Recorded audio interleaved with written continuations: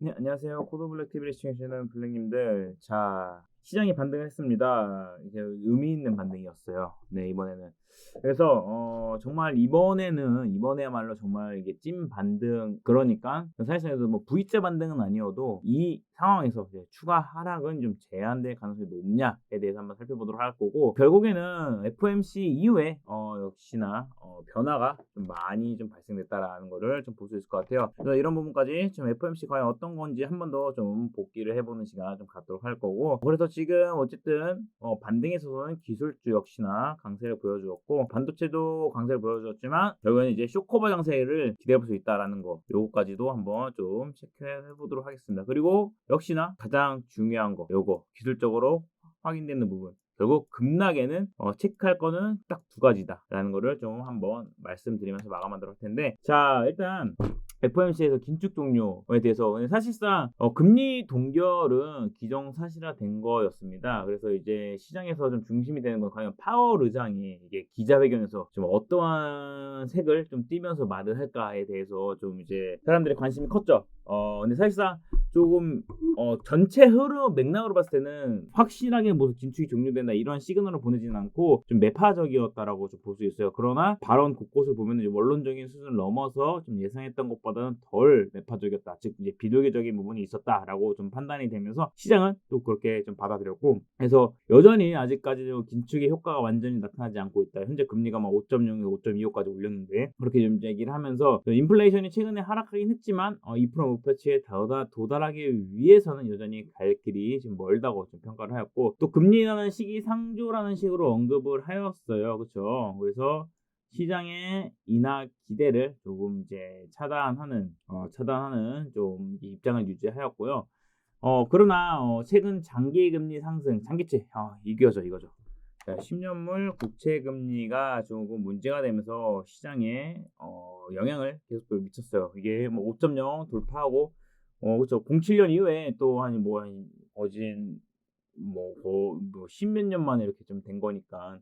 그래서 이런 부분을 고려했을 때 아직까지 뭐 그럼에도 불구하고 이제 요렇 그 장기치가 증가하면서 기업과 이제 가계의 조달 비용이 좀 증가를 할 수밖에 없잖아요. 어쨌든 이자적인 부분으로 해 가지고. 그래서 이제 경제 활동의 부담을 분명히 이거는 당장은 아니어도 장기적으로 이렇게 좀 유지가 된다면 초래할 수 있다라고 좀 평가를 해 왔고, 그래서 이는 아직까지는 뭐 경기 침체를 예상하지는 않는다는 연준의 낙관적인 이제 전망에 변화를 생길 수 있음을 시사하는 부분이다라고 볼 수 있을 것 같아요. 그래서 그 긴축을 지나치게 행동하는 것과 이제 너무 적게 행동하는 것에 대해 사실 이런 균형이 이전보다는 확실히 좀 이제 더 잘 잡혀가고 있다라고 언급한 부분은 시장에서 좀 긍정적으로 받아들였다라고 볼 수 있을 것 같아요.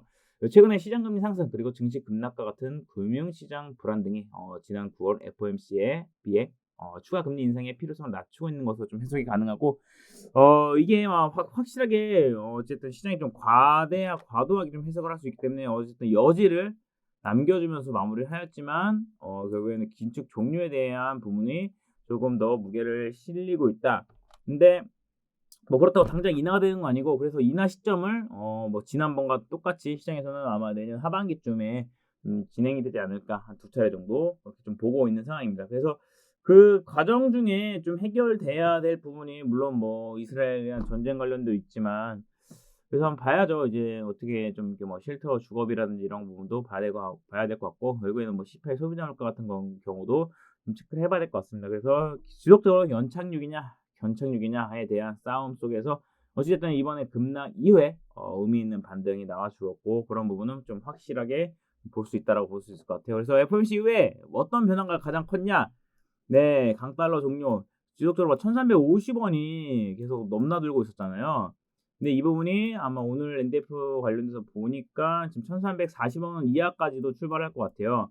그래서 지금 이게 물론 1,300원 이하로 간다라고 하면은 기술주 중심에서는 훨씬 더 긍정적일 수 있다라고 좀 볼 수 있을 것 같은데, 이건 한번 좀 지켜봐야 될 것 같고, 어찌됐든 고점 부근에서 추세적으로 좀 약세를 보여주고 있다라는 거는 긍정적이다라고 볼 수 있을 것 같습니다. 그리고 또 하나, 10년물 국채금리 역시나 지금 5.0까지 막 돌파를 하면서 우려를 안겼지만, 이것 또한 역시나 좀 낮아지는 수치로 가고 있다라는 부분도 역시 긍정적인 부분으로 볼 수 있을 것 같습니다. 이 두 개의 변화 속에서 또 뭐가 있습니까? 네, 결국에는 이제 기술 성장주들에 대해서 긍정적인 흐름을 볼 수 있을 것 같고, 결국에는 이러한 흐름 속에서 또 우리나라 국내 좀 사실 좀 뭐 영풍 재질발, 저는 솔직히 2차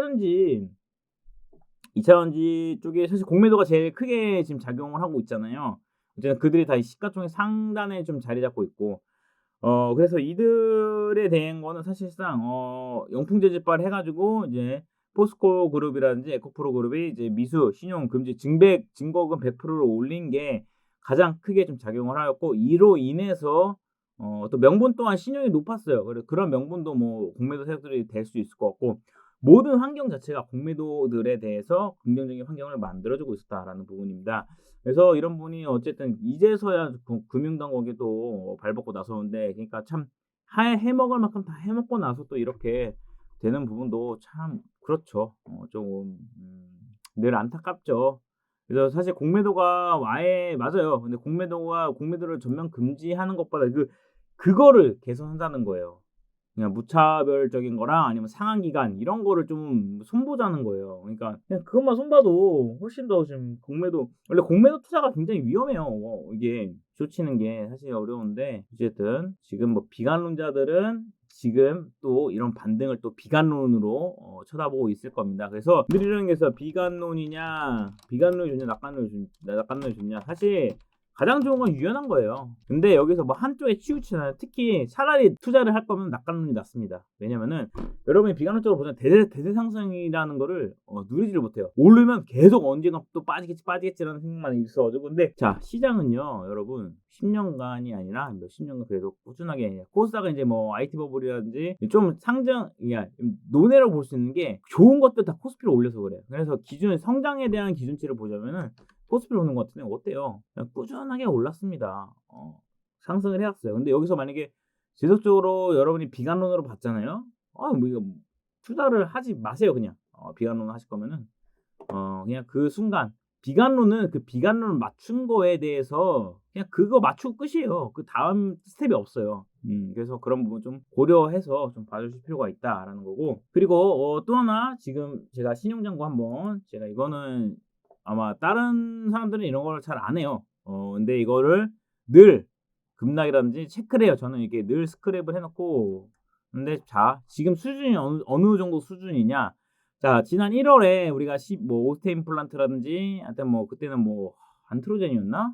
뭐 하나 좀 금리도 임상도만 실패해가지고 막 그러면서 급락세가 나왔었잖아요. 1월에 그 수준이 약간 15조까지 갔는데, 그땐 징지자금도 44조니까 이 퍼센트 비율로 보는 거예요. 그래서 0.35에서 36 이 수준이 사실상 신용 다 털렸다. 이 수준에서는 이제는 약간 뭐 이제 성장의 변함이 없는, 그러니까 단순히 거시적 시장 환경에 의해서 빠진 거는 어쩔 수 없어요. 근데 이 반등에 있어서 과연 성장에 의심이 없고 과연 성장해서 치고 갈 만한 것들을 이제는 그걸로 압축해서 사가는 거예요. 그래서 이 수준이 지금 현재 0.36 수준으로 왔고, 신용 역시나 11월 1일 기준 17조 언더로 떨어졌습니다. 그러면서 16조 8,700억 수준으로 좀 다가왔다라는 거. 이게 또 하나 포인트였죠. 왜냐면은 제가 10월에 사실 이렇게 우리 추석 연휴 이후에 빠졌을 때도 이게 신용 비율이 40% 이러면서 19조 수준. 그래서 요거는 한 18조 언더, 18조 초반까지 가겠다 싶어서 한글날 연휴 이후에 18조 한 초반에서 갔죠. 사실 저는 이때부터 약간 이제는 조금 더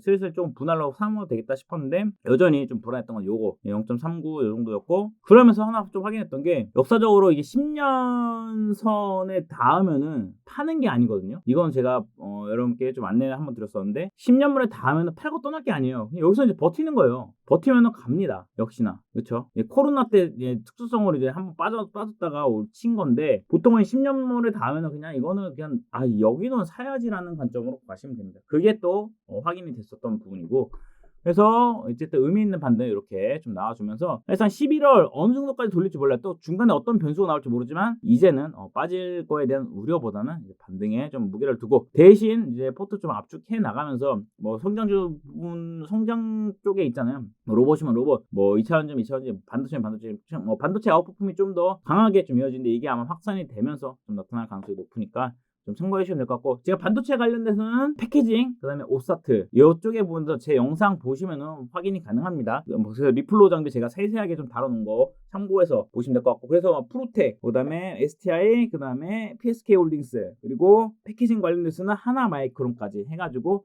조금 봐주시면 될 것 같습니다. 자, 오늘 좀 이렇게 한번 너무 여러분께서 좀 힘든 지금 9월, 10월 두 달간, 10월은 급락장 완전 최초토화됐던 시장이지만 버텨주시는 부분에 대해서 이제 또 보상받을 시간 좀 다가오니까 참고하시면 될 것 같고요. 오늘은 영상 여기까지 좀 진행하고 마치도록 하겠습니다. 자, 끝까지 영상 시청해주셔서 감사드리고 다음에 좋은 영상으로 찾아뵙도록 하겠습니다. 감사합니다.